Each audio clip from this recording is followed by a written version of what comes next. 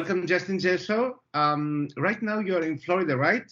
Why are you in Yes, Florida and not in Los Angeles? because Ultra, which is a music festival, I'm Mhm. performing at Ultra this weekend on Friday.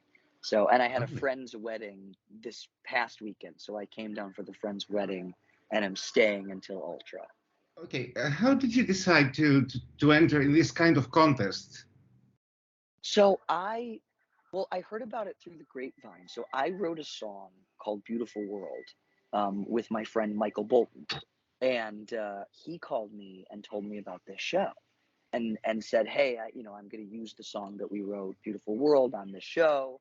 The way that it works is you have to seek if you're if you have a song on the show, you have to ask the writers of the song, Hmm. for permission because of rights. And so he said, "Hey, is it cool if I use this song? And by the way, I think this would be great for you. Let me put you forward." So I ended up from there getting contacted by the casting director and then essentially auditioned, and had an interview process with them, and then they called me and said, "Hey, do you want to represent your home state of Illinois?" I said, "Yeah, that sounds great." And Illinois is your home state, right? Illinois is my home state. Yeah. And where did you live there, or you work outside your state? No, I live in Los Angeles. Hmm. So I was raised in Illinois. I was there till I was about 18, and then I moved to New York, and I was there for 6 years. And then after that, I moved to Los Angeles, where I've been for a little bit. I'm asking because we're trying in Europe to understand how the selection process works, because Sure. it's very different here. So you submitted your song in Los Angeles, right? And you have the auditions there. No, well, it was all on Zoom because you couldn't go anywhere in person really. When they were making the selection, well, at least I didn't. I can't speak for how they chose everybody else. I haven't really thought about where I'm from, right? I haven't had the opportunity to trace my musical roots back to, oh, I was brought up in a northern suburb of Chicago, and Illinois has a history of blues, and Chicago itself has a history of hip hop. And when I was growing up, I was listening to Earth, Wind, and Fire, and also Kanye West, and these two things merged to form my part of my musical identity. So it's been really interesting to be able to look back and trace, outside of my idols like Stevie Wonder, Michael Jackson, James Brown, Otis Redding, Bill Withers, Aretha Franklin, who came from everywhere, what specific parts of me came from my state, and the music that may have been made or birthed in my state, or even the music that my parents might have been listening to growing up in my state, and how that all came to be. So it's been a really interesting process from a self-discovery standpoint of being able to go back and see, oh, okay, well, I love that sound. Oh, that actually came from over here, which actually came from my state. But also, Chicago itself has a deep rooted musical history.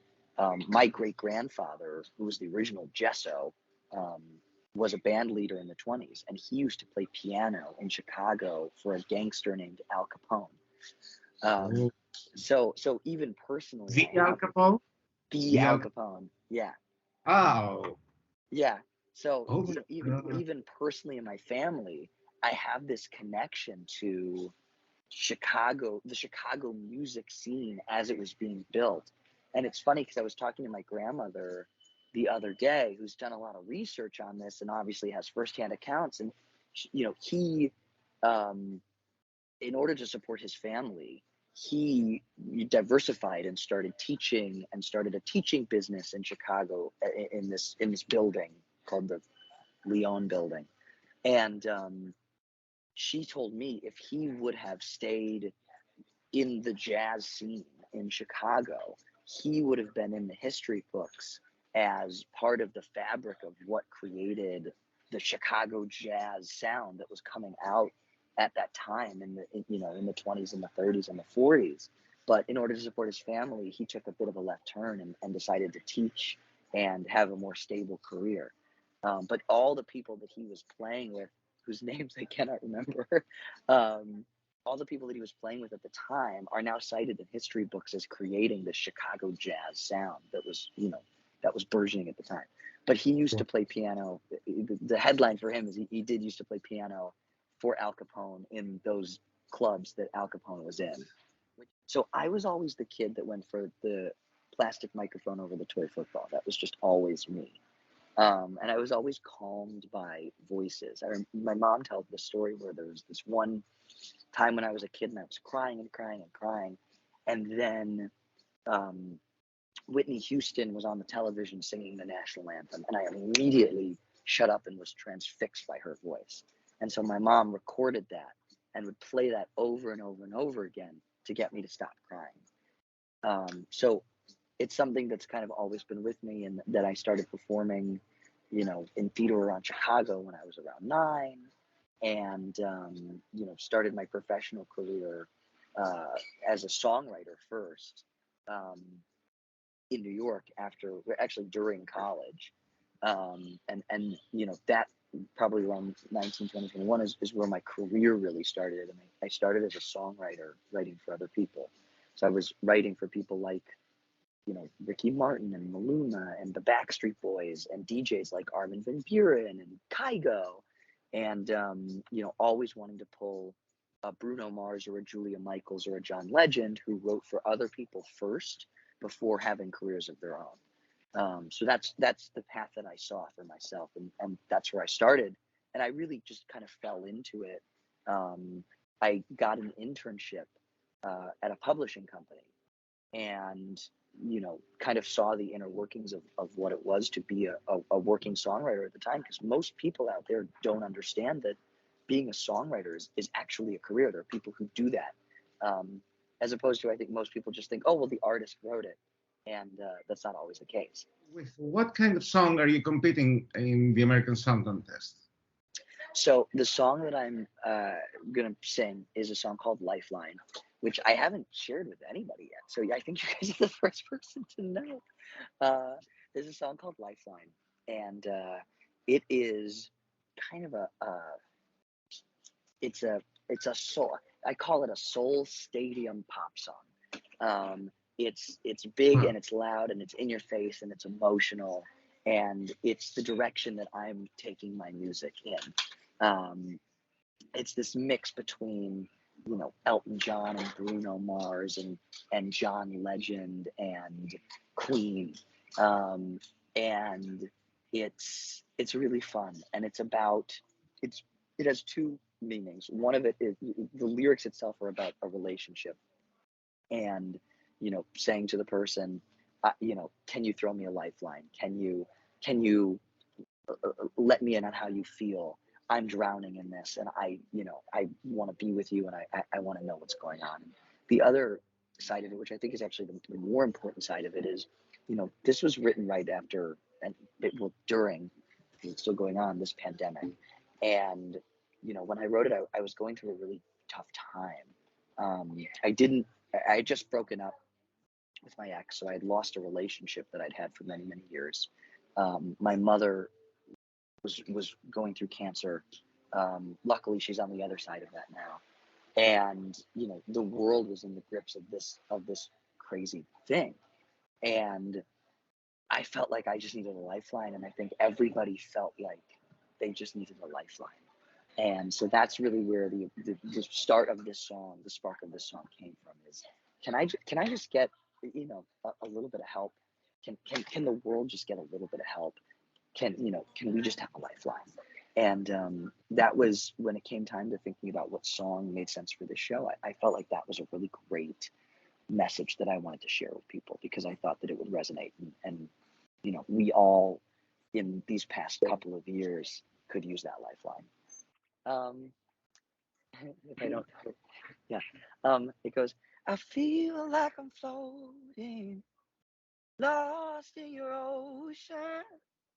Can you throw me a lifeline, baby? something I can hold on to. I'm singing it low because I'm in a courtyard with people. What's your idea about the stage performance? So the stage performance is going to be a lot. I like to move a lot in my performances. I'm all over the stage. I'm jumping all over the place. So you're gonna see me move a lot. I'm not gonna be static. I'm not gonna be standing with a mic and singing. I'm gonna be all over the stage, and there'll be a piano involved, and there will be a band involved, and there may be a small little bit of acrobatics involved, even though I am not an acrobat. Um, we were there's a raised part of the stage, and we were trying to figure out how to get me down from the raised part of the stage. Love this thing. And Yes, do it, please. yeah, so I'm gonna do a thing, and I'm not sure how much upper body strength I actually have in order to pull this thing off, and I don't get to rehearse with this thing that I'm doing until I get there the week of. So it might go horribly wrong, and I might have to cut it because I'm not able to hold on. But we'll No, see. you will do it. You will do it.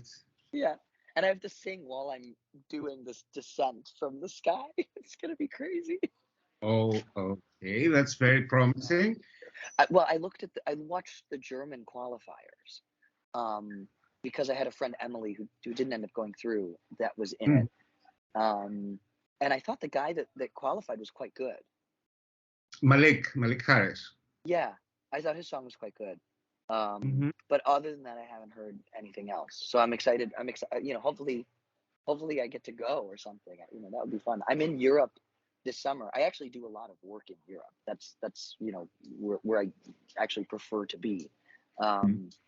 So I have a European tour this summer that I'm doing, where I'm doing like 8 dates in Germany, and then a date in France, and a UK date, and I think we're going to Dublin and Belgium and Amsterdam, and we're hitting a bunch of, and Norway. We're hitting a bunch of different European cities.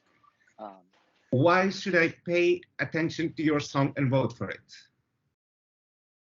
Why? Well, first of all, I hope it resonates with you, right? I hope that it makes you feel something. So if it makes you feel something, or you like what you see on stage, then vote for me. I can't sit here and say it's gonna make or break. I'm here to put out music that I love and that I hope you love. And if you love it, or even if you just like it, or even if you just like me, then vote me through. because I want to keep going. I want to perform it again and again and again. And the only way I get to do that is if you push the vote button. Imagine that you can have anyone from the music world, any singer, female or male, and sing your song in the contest as a duet. With whom would you do it? Bruno Mars. Although that would be daunting because he's a flawless vocalist. Yeah, but Bruno. It would be Bruno or someone like Ariana Grande. We have 56 winners in our hearts and in our ears. That's the basic. Thank you. Thank you so much for this. So lovely speaking to you.